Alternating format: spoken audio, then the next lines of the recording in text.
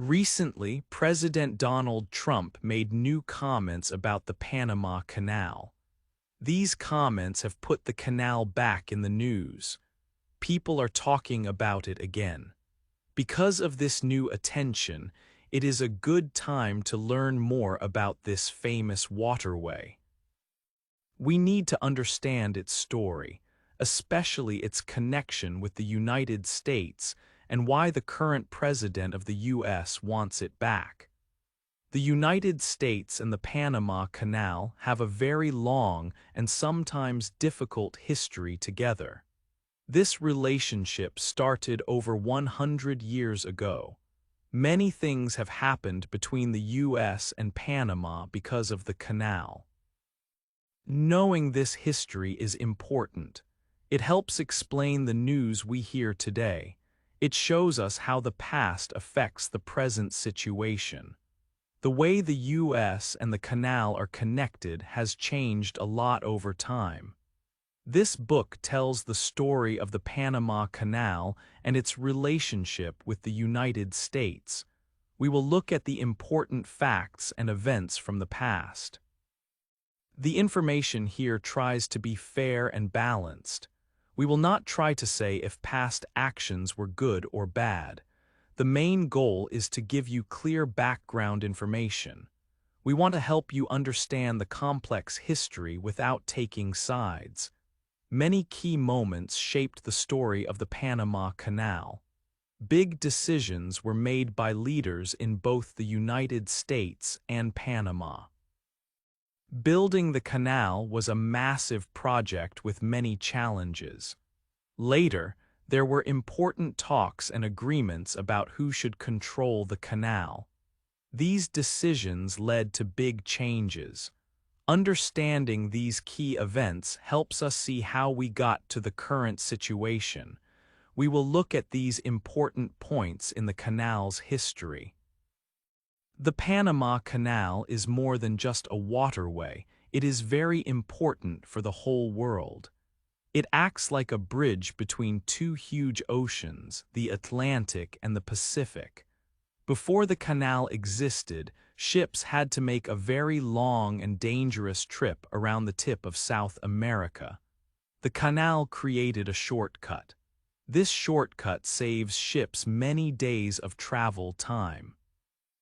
This is very important for global trade, as ships carry goods like food, electronics, and cars between countries much faster. It saves a lot of money too. The canal is also important for military ships, allowing navies to move between oceans quickly. We will explore why this narrow strip of water is so significant for Panama's economy, for U.S. interests, and for international shipping. Learning about the canal helps us understand how different parts of the world are connected. 2. An old dream. For a very long time, people dreamed about making a special path for ships across Panama. Panama is a narrow piece of land. This path, called a canal, would be a water road connecting the two biggest oceans, the Atlantic Ocean and the Pacific Ocean. It would be a very important shortcut. Ships would not need to travel the very long way around the bottom of South America. That long trip took many weeks. A canal would make the journey much faster and safer. People thought about this idea for centuries, but building such a big canal was extremely hard. For a long time, the technology was not good enough. Finally, in the year 1881, France decided to try and build the canal. The French started a company and workers came to Panama. They began digging the land to make the channel for water, but the work in Panama was very dangerous and difficult. The land had thick jungles and mountains. The weather was very hot. There was heavy rain for many months each year. Workers also got sick from terrible diseases like malaria and yellow fever. Many thousands of workers died during the construction effort. The French company worked hard for 9 years. They spent a huge amount of money, but they had little to show for it. They did not make enough progress on the canal.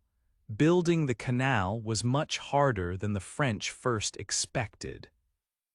So after 9 years of problems and many deaths, the French company stopped the project. This happened in the year 1890. The dream of a canal across Panama seemed very difficult. The French attempt had failed. Around this time, another country became very interested in the Panama Canal, the United States. America understood that a canal would be very useful for their country. It would help trade ships move goods much faster between the East Coast and the West Coast of America, for example, between New York City and San Francisco.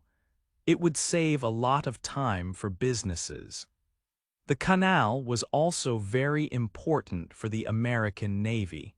It had strategic value.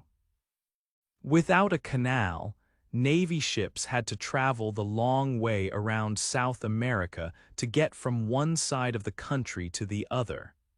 This journey took many weeks. It meant the U.S. Navy could not move its warships quickly from the Atlantic Ocean to the Pacific Ocean to respond to problems. A canal would allow the Navy to bring its powerful ships together much faster when needed. A canal could save ships about 16 days of travel time. America's interest grew more after the year 1898. In that year, the U.S. won a war against Spain. America got new lands far away, like Puerto Rico and the Philippines. The U.S. also added Hawaii. With these new places, the U.S. Navy needed to move its ships between the oceans even more quickly to protect them. A canal in Panama seemed essential for America's navy and trade. The failed French project meant someone else could try. The United States started making serious plans to build the canal. 3. America builds it. After the French company stopped building the canal because the work was too hard and many workers died, the United States wanted to finish it. The canal was very important for the U.S. It would help their Navy ships travel much faster between the Atlantic and Pacific Oceans. Before, ships had to go all the way around South America, which took a long time. The U.S. needed a faster way to move its Navy after it got new lands like Puerto Rico and the Philippines in 1898. At that time, Panama was part of Colombia. In 1902, the U.S. started talking with Colombia about building the canal, but after 1 year they could not agree. The U.S. government became impatient. Some people in Panama wanted their own country. The U.S. decided to help them. In 1903, the U.S. supported Panama's fight for independence. The U.S. sent Navy ships to Panama's coasts. These ships stopped Colombia from sending soldiers to stop the new country. A thick jungle also made it hard for Colombian soldiers to reach Panama by land. With U.S. help, Panama became independent, but this help had conditions. Panama needed protection from Colombia. The U.S. had power over Panama now. The U.S. told Panama, "Agree to our canal treaty or we will leave." Without U.S. protection, Colombia might attack. Panama felt forced to choose. They signed the Hay-Bunavarilla Treaty with the U.S. near the end of 1903. This treaty was good for the U.S. It gave the United States complete control over a large piece of land in Panama forever. This land was 5 miles wide on each side of the planned canal route. It was called the Canal Zone. It became like a territory of the United States inside Panama. The U.S. agreed to pay Panama $10 million once and $250,000 every year. The U.S. started building the canal in the Canal Zone. It took about 10 years of hard, dangerous work. The canal opened in 1914. Building it cost a lot of money, almost $500 million. Sadly, the human cost was also high. Around 5,600 workers died during the American building time. Most were not Americans, they came from Caribbean islands. They died from accidents and sicknesses like malaria and yellow fever. 4. Living apart. The Panama Canal Zone was a special area inside Panama, but it was not really part of Panama. The treaty from 1903 gave the United States control over this land forever. It was like a small piece of the U.S., run by Americans. The zone was quite large, stretching about 5 miles wide on each side of the canal. It measured more than 1,400 square kilometers in total. This strip of land went across Panama, cutting the country into 2 separate parts. The main cities of Panama City and Colon were not inside the zone. Life in the Canal Zone was very different from life in the rest of Panama. The zone had its own American police force and its own courts. It followed U.S. laws, not Panamanian laws. Many American soldiers and workers lived there with their families in towns built by the U.S. There were important U.S. military bases inside the zone. People of different races often lived in separate areas. It was segregated. For the U.S. military, the zone was very useful. It helped them move Navy ships and soldiers quickly between the Atlantic and Pacific Oceans, especially during wars far away. However, many Panamanians did not like the Canal Zone being there. They felt it was deeply unfair that the U.S. controlled a large piece of their country permanently. To them, it felt like the U.S. was acting like an old empire from the past. Over the years, people in Panama became angrier about the American presence. They started to protest more often against the American control. They wanted the Canal Zone to become part of Panama again. The feelings of unhappiness and tension grew bigger over time. In January 1964, a specific event made things much worse. It started with a problem about flags. A high school inside the Canal Zone was not allowed to fly the Panamanian flag next to the American flag. Some young Panamanian students felt this was wrong and disrespectful. They decided to march peacefully to the edge of the zone to show their flag and protest. But the situation quickly became violent. Serious riots started between Panamanians outside the zone and the U.S. soldiers and police inside. The fighting lasted for several days and caused a lot of damage. Buildings and property worth millions of dollars were destroyed. Very sadly, people died during the riots. Reports say about 22 Panamanians and 4 American soldiers lost their lives.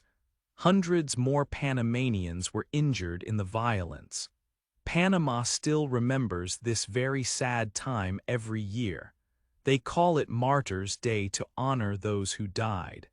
After these terrible events, the relationship between Panama and the U.S. became very difficult. Panama broke off its official connections with the U.S. government. They said they would only start talking again if the U.S. agreed to negotiate a new treaty about the canal's future. The U.S. government also began to understand that keeping the Canal Zone was causing serious, ongoing problems and damaging its image in Latin America. 5. A new agreement. The big problems in 1964 changed things.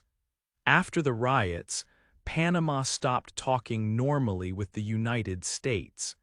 Panama said talks would only start again if the U.S. agreed to discuss giving back the canal.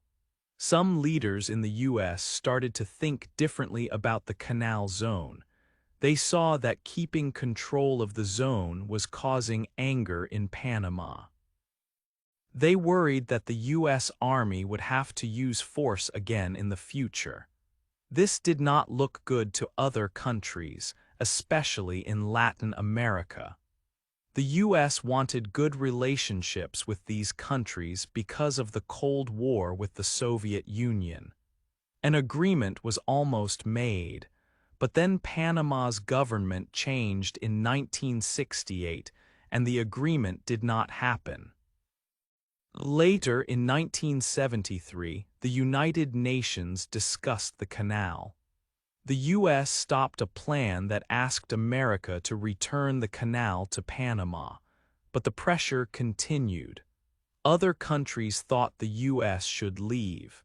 Even important American leaders like Henry Kissinger worked hard to find a solution. He warned that there could be big problems in Latin America if the U.S. did not make a new deal with Panama.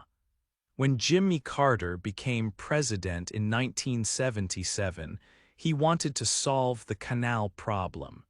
He believed giving the canal back was important. Some people think Carter just gave away something valuable, but it was also a careful plan. Carter thought it would make the U.S. look better around the world and improve friendships with Latin American countries. This was important during the Cold War competition. So in 1977, President Carter and Panama's leader, Omar Torrijos, signed two new agreements. These were called the Torrijos-Carter Treaties. The U.S. government approved them the next year in 1978. The treaties made big changes. First, the canal zone area would disappear.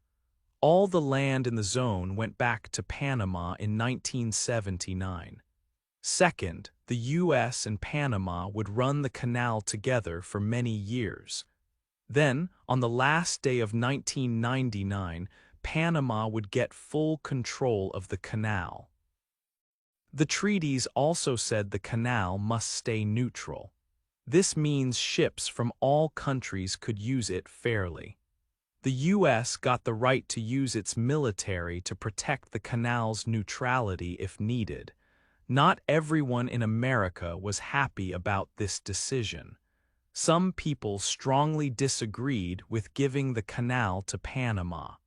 One famous person who disagreed was Ronald Reagan.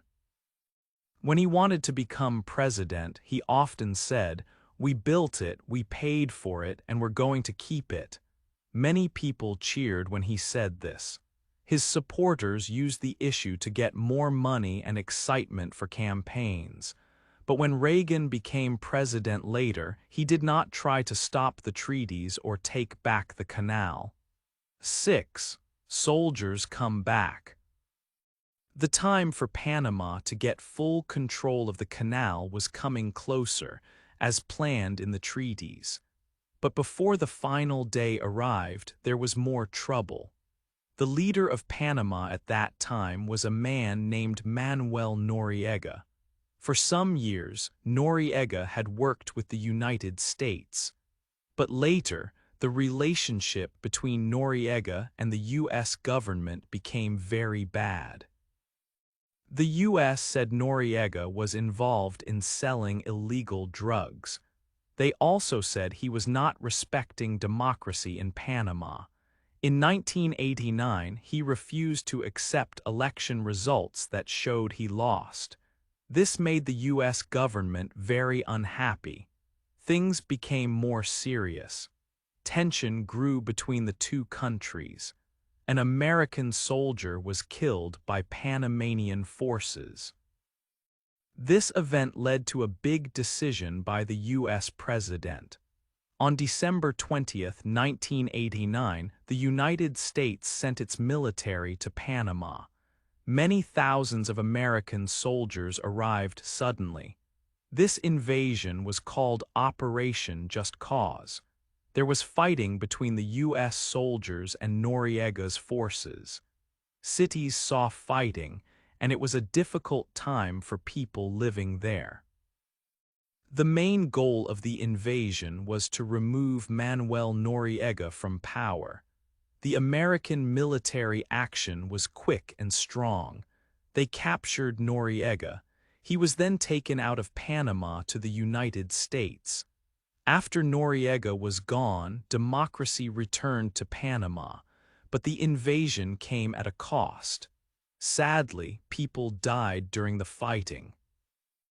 23 American soldiers lost their lives, and over 300 were injured. Many Panamanians were also killed, including soldiers and ordinary people living in the cities. This invasion is an event that many Panamanians, especially older people, remember very clearly today.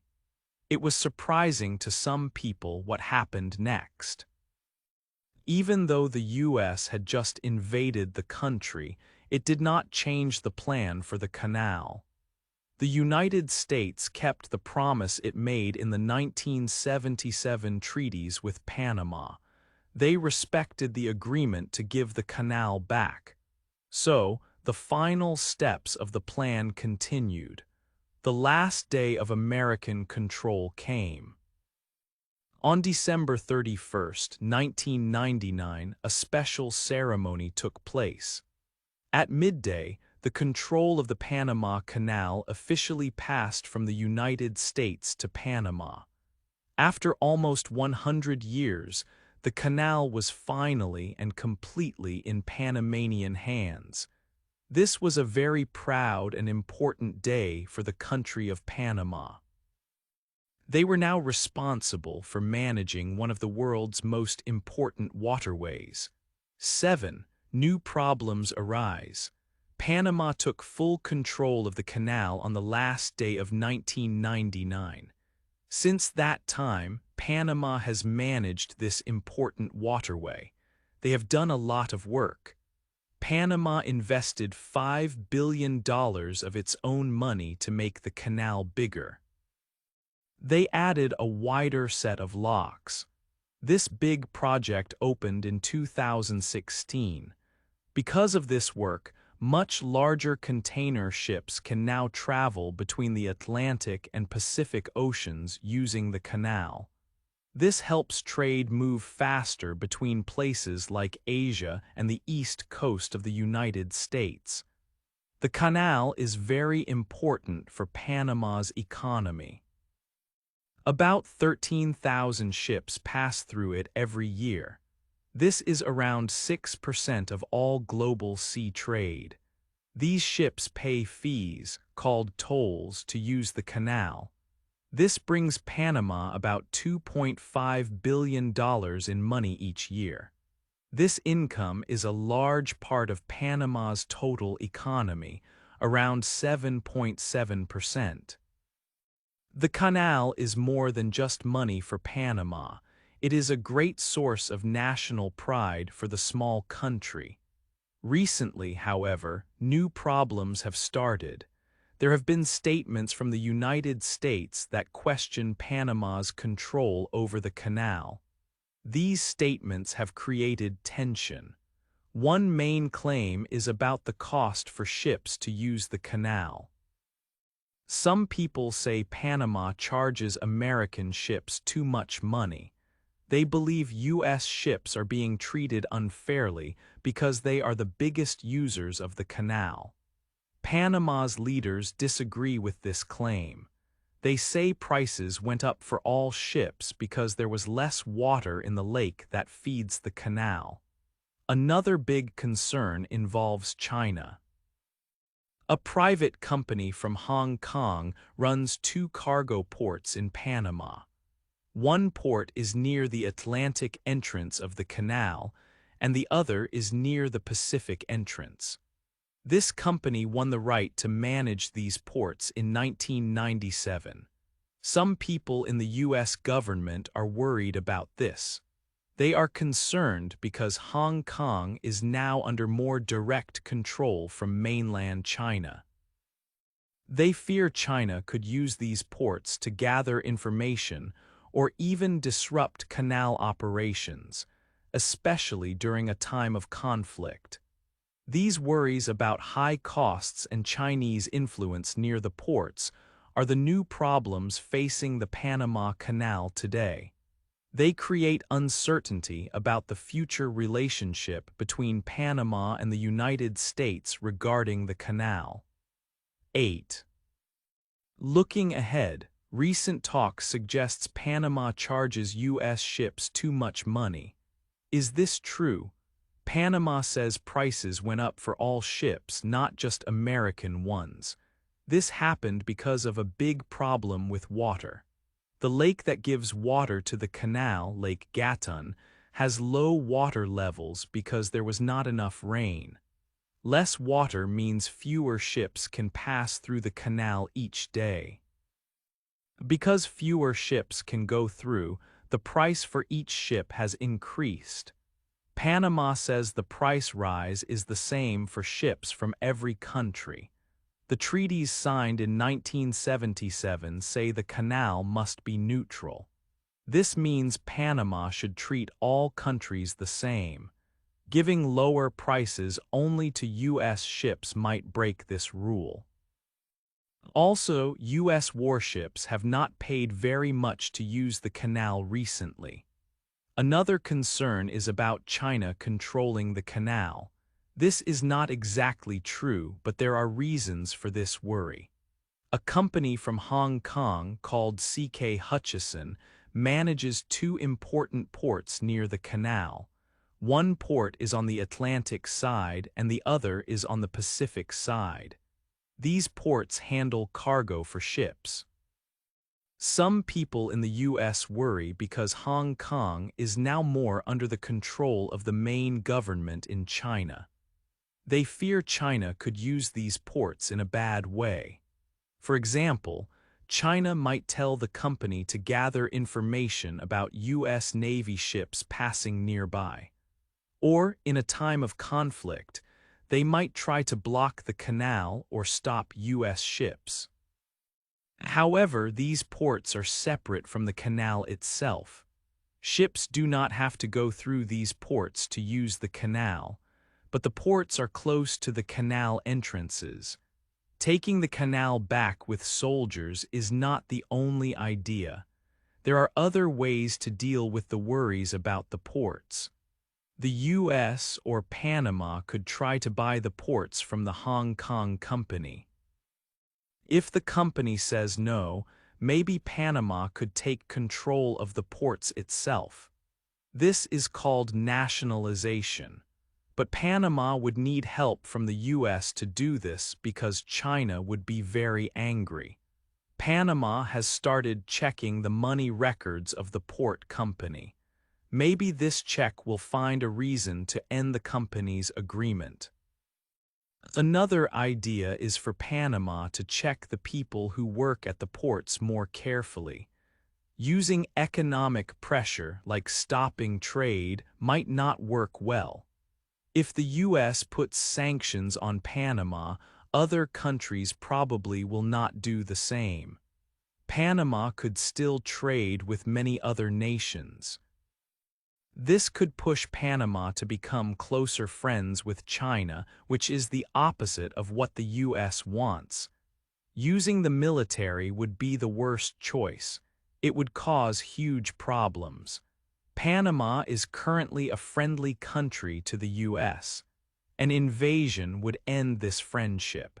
It would make the U.S. look bad to the rest of the world, like it does not respect agreements. Taking the canal by force would be seen as an imperialist action. defending the canal would be very hard. Panama City is right next to the canal. Many Panamanians would be very angry. There could be protests or even fighting against U.S. soldiers for a long time. Using new technology like drones could make attacks on the canal easier for angry groups. It would cost a lot of money and lives. Panama has said clearly it will never give up control of the canal again.